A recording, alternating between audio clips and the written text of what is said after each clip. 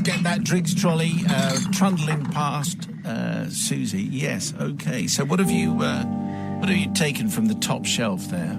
Well, I've taken a very large bottle of white wine, a Sauvignon Blanc, because I watched loads of tributes to Paul O'Grady and Lily Savage today, and there was one of this morning with Richard and Judy where she was getting absolutely sloshed on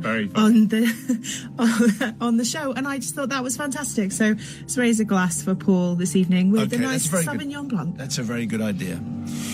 Thank you. So, as far as today's confession is concerned, which comes from Harry, absolutely everything in this confession is not to be repeated by anybody. Oh, this is going to be good. No. Thoroughly dangerous. Father Simon, it ends, I've kept this secret for 30 years. So, Father Simon, I have a confession to make. My dear wife is a brilliant mother and kept our house so clean and tidy. Her friends once presented her on her birthday with a cake made in the shape of a vacuum cleaner. She loved vacuum cleaners and was something of an expert. Various models were effectively road tested by her and rejected as not up to the job. So they were handed down to me for use in external tasks, such as cleaning the cars on the weekend. One such reject was a small scarlet 3-wheeled type, which became affectionately known as R2-D2. At around the same time, I became the proud owner of a boat named Broadsword, so I could approach the shore and, to the amusement or annoyance of others, radio call my brother with that well-known refrain, Broadsword calling Danny Boy, for him to collect me from the shore and perhaps find our way home via a pint of the local. Anyway, I was told that at the end of the season, with the sailing season, it was best to drain all the internal fuel tanks of petrol. The accepted way of doing so was to insert a small tube into the tanks and then siphon the fuel out. This was no mean feat, as the distance involved was appreciable and the height it had to reach was more than a human being could manage. So after some time trying to create enough suction manually to create the siphon and failing, I was faced with a dilemma. You might know where this is heading. Ignore the firm advice I had been given and just leave the fuel there and find the engine would not start easily next season, or find a solution. Well, it was the weekend, and so I was cleaning out the cars. I had a light bulb moment. Instead of huffing and puffing, I could use R2-D2 to help create the suction necessary to start the siphon of the petrol. So that's why I said, don't do any of this. So I united the end of the transparent pipe that was inserted into the tank to R2-D2. In a matter of seconds, I could see the fuel coming up the pipe and over the highest point and down to the bit where it was below the level of the fuel in the tank. Remembering my physics, I put the end of the pipe into the petrol tank in the can, switched off R2-D2 and stood back to admire my work. It was working like a treat. The fuel flowed for a while through R2-D2, but then stopped. There was a little less than I expected in the petrol can, and so I thought, let's just be sure I'll rerun the system of priming the siphon. Oh, no. So I returned R2-D2 and pressed the little button to turn it on. I was more than a little surprised at the response. The engine started, but then in a few seconds, the afterburners cut in. Flames!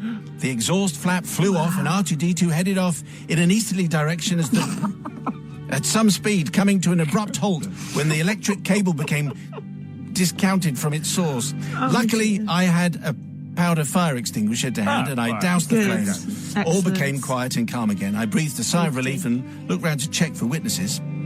There were none. I examined R2-D2's burnt behind, and upon reflection, my lightning-quick reactions had meant there was some, but not a lot, of melted plastic around the exhaust. Not a lot, just a bit. So having retrieved the exhaust flap from the other side of the garden, I replaced it, and all looked well. Well, as well as it could be. A few weeks later, I'm carrying out the weekend duties where my better half decides to help out.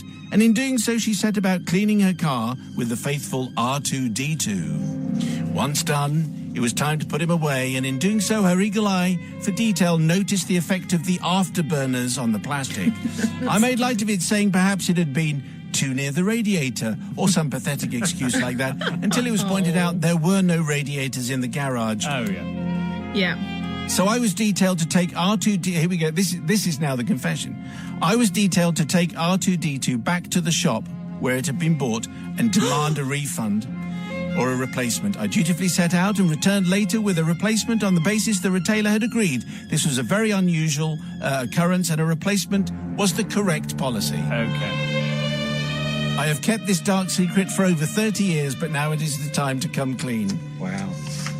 I would have thought the Hoover seller might have noticed the smell of petrol, you know? Yeah, and all the meltedness. Yes, I mean, yes, no, exactly. Yeah. Exactly right. Anyway. Absolutely. Please, so just to be absolutely clear, never use an electrical appliance to form the siphon if trying to get all the fuel out of your boat. Out of my boat? In fact, oh, right, okay. Don't use the Hoover for anything like that. No. Because just use the cleaner for its correct purpose and nothing to do with anything else. Sister Susie. Exactly what you said. Use the Hoover to vacuum and clean, and that's what it's there for, and that's what it's. And it was very funny, Harry, so you did make me giggle, and, you know, I do appreciate that you supported your local pub on the way home from being on the boat, so that's good. Oh. However, it's just, you said it right at the beginning, that was dangerous, and not only that, but then you trying to blame the shopkeeper for a dud item. No chance you're getting forgiveness from me today, I'm afraid. No, it is. It's hard to think of anything more dangerous, really, than siphoning petrol out of a boat through a Hoover. Well, I mean, we've all learned something today, actually, haven't we? Can I just say it was R2D2? It was R2D2, wasn't it? Yes. I didn't know that you shouldn't do that, but we've all realised that now, and we all realise in retrospect that it's a bad idea to use R2D2 to get the fuel. Yeah, we've all learned something today, I think. I'm going to forgive, because really, I mean, we're asking to be forgiven about him talking to the shop, and the shop have done what they should have done, which is replace R2D2. No, they should have sent him away with a flea. No, because quite clearly R2D2 had failed there. But I'm going to forgive mainly for the where equals dare reference.